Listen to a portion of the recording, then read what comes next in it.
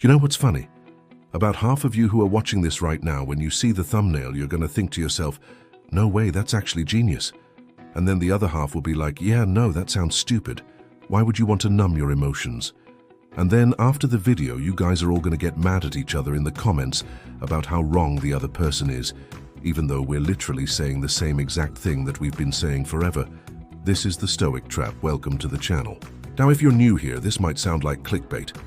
Like, why would Stoicism, a philosophy that values strength, courage, self-control, and virtue, cause emotional numbness? Isn't that kind of like, I don't know, the whole point? Well, if you think about it for more than 30 seconds, you'll realize that there's a big difference between feeling like you have no emotions and being able to control your emotions. That's what Stoics mean when they say, don't be controlled by your emotions, or don't let your emotions rule you. It doesn't mean to not have emotions or to seek to eliminate your emotional experiences. You can feel anger, sadness, joy, and fear and still be a Stoic, just like you can eat pizza and still be on a diet. The key is learning how to control when, where, and how much of those things you indulge in. But today we're talking about something a little different, how the line between resilience and numbness can get blurry, especially when you're trying to get better at controlling your emotions. In fact, that's what we're going to talk about today. How you can emotionally numb yourself without realizing it. But before we get into that, let's spend 1 second talking about the Stoic Trap. You guys know the drill. Alright, so let's start with an email that we got from a follower. He says, I'm a huge fan of your work, and I've recently been devouring everything I can get my hands on regarding Stoicism and its application to daily life.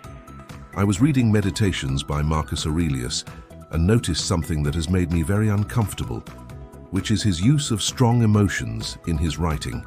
If I recall correctly, he writes about hating certain people or wishing they would die. Obviously, these are unacceptable and unstoic thoughts, yet he seems to be expressing them quite frequently. Is this a flaw in the philosophy? Or does this simply refer to a human flaw in the person rather than the philosophy? To expand further, is it okay to feel these emotions or to express them? Now, this question came in long before our most recent episode on Marcus Aurelius, but it's still worth answering because it's such a great example of the Stoic trap. Because when you read Marcus Aurelius or you hear people quoting him, you only ever get this image of someone who is so rational, so in control, so serene, so at peace, but that's only part of the picture. The Stoics were humans, and that means they laughed, cried, worried, were jealous, and felt every other emotion that we all do. The difference is that they didn't let those emotions rule them. They could feel those emotions and still make good, rational decisions. Take this quote, for example. People say things that hurt us, and Marcus Aurelius writes, I can easily forgive 1,000 acts of unkindness, but a single act of disrespect is unforgivable. That's not exactly the words of a man who is unemotional or incapable of feeling anything. He's clearly hurting, and that hurt is turning into anger. But instead of letting that turn into hatred or resentment or some other destructive emotion, he's deciding to forgive. Same goes for this quote, which you probably heard before you even knew what Stoicism was. The happiness of others is not the obstacle to your own happiness. It's your only opportunity for happiness.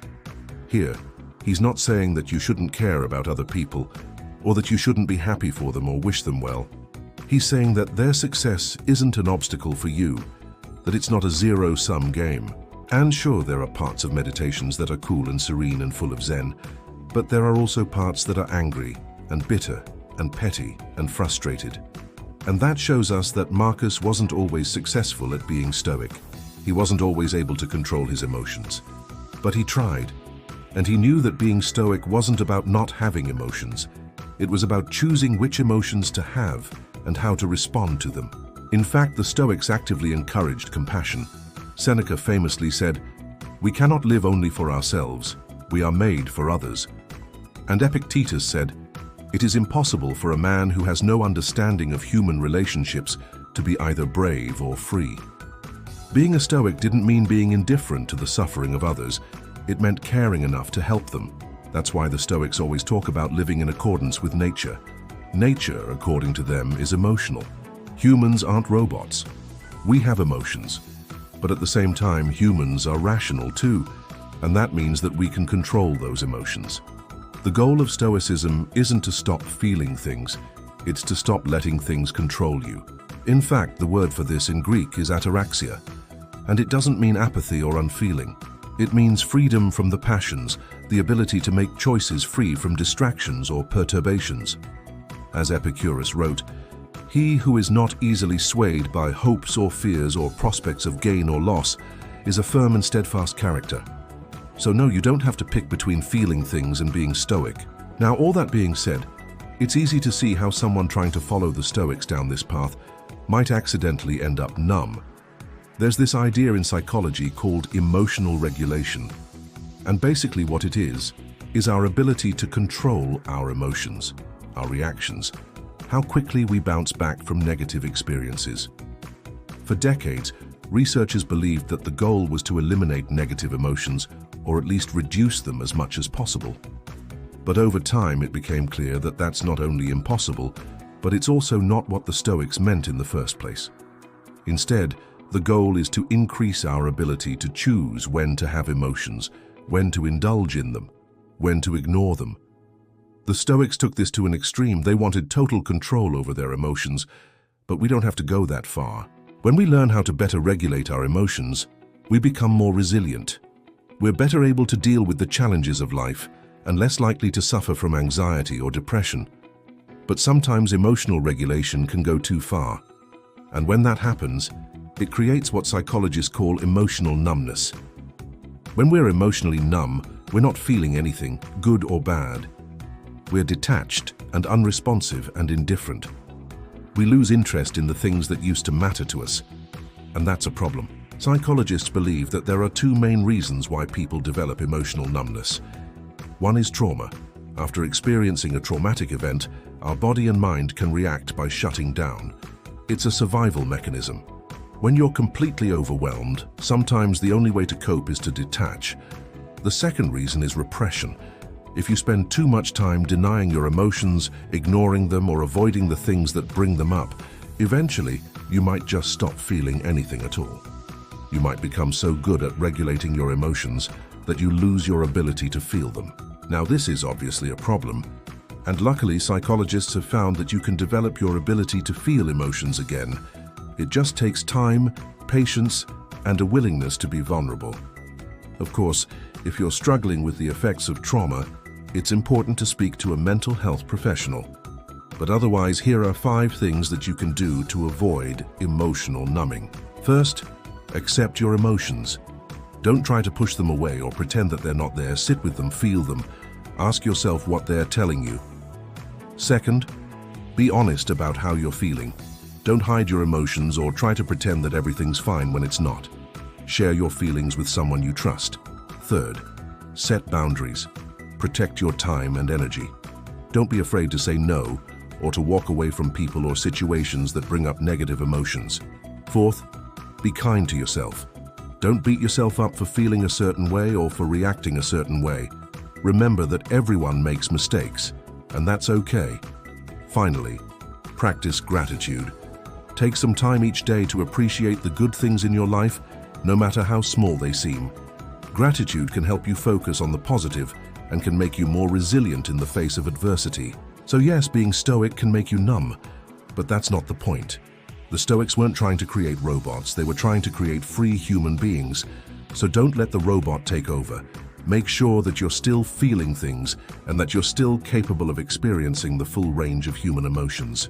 If you liked this video, you'll love our recent episode on Marcus Aurelius. It's one of our best episodes ever. Just search for it on your favorite podcast platform. As always, thanks for watching. If you enjoyed this video, you might also enjoy our daily email, which you can sign up for totally for free at the website below. Have you ever felt like you were becoming less emotional? Feeling like your emotions just weren't as powerful as they used to be? Today we're going to talk about how Stoicism can numb you emotionally without you even realizing it. You know, there's a difference between being in control of your emotions and being numb to them. The latter is not something we should strive for. It doesn't mean that you have arrived at inner peace. It means you might be on the wrong path. So let me share 3 signs that you're numbing instead of growing. 3 ways that Stoicism can make you cold and hard, if you practice it incorrectly. Number one, you stop caring. But let's get something straight. This isn't the kind of not caring that Marcus Aurelius talks about, where he says that the key is to care about what you do, but not what people say. No, this is different. We all have things that we don't care about, things that are indifferent to us. That doesn't mean that we've become emotionally numb. In fact, it means that we're healthy. Stoicism is about setting our boundaries, deciding what matters and what doesn't. And when we do that well, it frees up our energy to focus on the important stuff. But here's the trap. Sometimes we mistake apathy for caring. We pretend that we're not affected by things when really we're just exhausted. Apathy can look like caring, but it's actually laziness. Caring requires engagement. It requires that we put effort into the thing. So when we stop caring, it's easy to think we've become more serene when in reality, we've checked out. We fool ourselves into thinking we're being stoic when we're actually just being lazy. What's the solution? Well, Epictetus talks about the difference between voluntary and involuntary apathy. He says that voluntary apathy is when we choose not to care about something because it's beneath us. Involuntary apathy, on the other hand, is when we don't care about something because we're burnt out. And the way to deal with it, according to Epictetus, is to rekindle the spark. You gotta fan the flames of your passion. He says to do this by forcing yourself to care, to turn your mind towards things that matter. At first, it won't feel right. You'll feel like you're faking it. But over time, the caring will become real again. Which brings us to the second sign that you're numbing yourself instead of growing. You detach. Now, Stoicism isn't about being unfeeling. In fact, Marcus Aurelius says that you should always be ready to feel what needs to be felt. He says, when you rise in the morning, think of what a precious privilege it is to be alive, to breathe, to think, to enjoy. Being alive means being able to feel things. Detachment is a tool, not a lifestyle. It's something you use when you're overwhelmed, when things are too much for you to handle. It's a way to create space so you can think clearly and act wisely. But when you stay detached, when you make it your default state, that's when you're numbing yourself. Detaching from your emotions doesn't make you stronger. It makes you cold. So how do you know when it's time to detach and when you're just running away from your feelings? Well, Seneca talks about this in his letter 96. He says that sometimes you need to step back and observe things from a distance to get perspective. But he also says that if you keep creating that distance, if you never come back to the thing that you've detached from, then you're running away from life. The solution here is to bring yourself closer to the thing you've detached from. If you're feeling overwhelmed, take some space to calm down, but then go back and engage with what's happening. Don't run away from your emotions. Run towards them, feel them, understand them, and then act. But there's another way that we can numb ourselves, another way that Stoicism can turn us cold and hard. And that brings us to the third point. You're emotionally numb. But let's be clear about something. Stoicism isn't about being unfazed. It's not about never showing emotion. In fact, the Stoics believed that emotions were part of what made us human. What they objected to was uncontrolled emotions. Emotions that led to bad decisions. Emotions that made us reactive rather than intentional. So they developed tools like negative visualization and the dichotomy of control to help them manage their emotions. But here's the trap. Sometimes we take these tools too far. We try to eliminate all emotion from our lives, thinking that that's the goal of Stoicism. But in doing so, we lose our humanity. We lose our ability to connect with other people. We lose our ability to experience the world around us. The solution here is to reclaim the balance. You see, the Stoics believed that emotions were like winds that filled our sails. They could propel us forward if we let them, but they could also blow us off course if we weren't careful. So the goal wasn't to eliminate emotions, but to learn how to use them effectively. The healthiest way to be stoic is to feel the emotion, understand it, then act with reason. Don't freeze. Don't pretend that you're not affected. Engage, but do so wisely. Now, I know that this goes against the popular image of the Stoic, the idea that we're supposed to be unfazed by everything.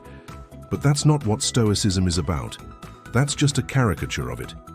The real Stoics were deeply affected by things. They just didn't let their emotions control them. Think about it. When someone wrongs you, when someone hurts you, are you supposed to just shrug it off? Are you supposed to not feel anything? Of course not. Marcus Aurelius says that when someone treats you unjustly, they reveal themselves to be unjust. He says that this happens because they lack understanding, not because they're malicious. In other words, when someone wrongs you, they're not doing it on purpose. They don't understand the consequences of their actions, and it's your job to help them understand. That doesn't mean that you have to put up with their bullshit.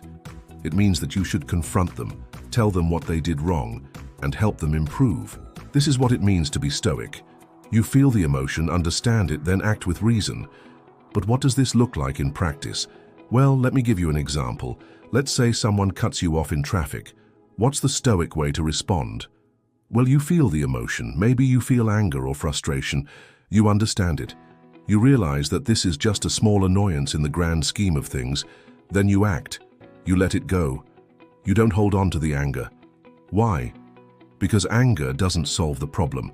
It doesn't fix the situation, it just poisons your mood. And that's what Stoicism is about. It's about freeing yourself from the things that you can't control. It's about not letting the little things ruin your day. It's about rising above the pettiness of others. So yeah, Stoicism can make you cold and hard.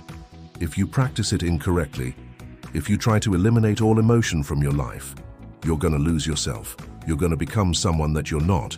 But if you practice it correctly, if you use it as a tool to help you become better, to help you live a life of virtue and wisdom, then it's going to make you warm and soft. It's going to make you human. As Marcus Aurelius says, what does not benefit the hive does not benefit the bee. Stoicism isn't supposed to make you unfeeling. It's supposed to make you whole.